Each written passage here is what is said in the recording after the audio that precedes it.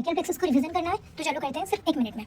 तो brachial plexus में roots होते हैं, ट्रंक्स होते हैं, डिविजन्स होते हैं और कर्ड्स होते हैं, जिसमें से कि हमारे पास 5 रूट्स होते हैं C5, C6, C7, C8 and T1, जिसमें से कि C5 और C6 मिला के अपर ट्रंक बनाते हैं, C8 और T1 मिला के लोअर ट्रंक बनाते हैं और बीच में जो बच गया C7 वो सिर्फ अकेला मिडिल ट्रंक बनाता है। अब ये हर ट्रंक का 2 डिवीजन होता है, एंटीरियर डिवीजन, पोस्टीरियर डिवीजन। तो टोटल हमारे पास 6 डिवीजन हो गए, anterior posterior, anterior posterior, anterior posterior. उसके बाद आते हैं कर्ड्स। तो ये डिवीजन्स मिला के कर्ड्स बनाते हैं, जिसमें से कि जो हमारा अपर और मिडिल ट्रंक के जो एंटीरियर डिवीजन थे वो दोनों मिलकर हमारा लेटरल कॉर्ड बनाते हैं और बाकी तीनों ट्रंक में जो भी पोस्टीरियर डिवीजन है वो तीनों पोस्टीरियर डिवीजन मिला के हमारा पोस्टीरियर कॉर्ड बनाता है और सिर्फ एंटीरियर जो डिवीजन बच गया है लोअर ट्रंक का वो सिर्फ मीडियल कॉर्ड बनाता है।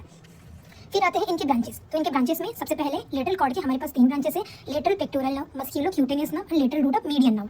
तो इसको हम याद रख सकते हैं L, M एंड L से।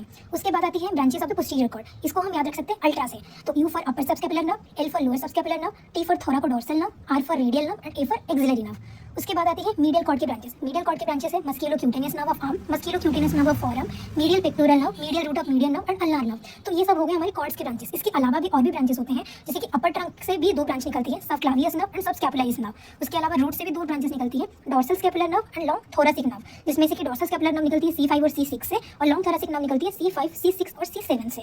अगर आपको नोट्स चाहिए तो आप इस अकाउंट को फॉलो करें।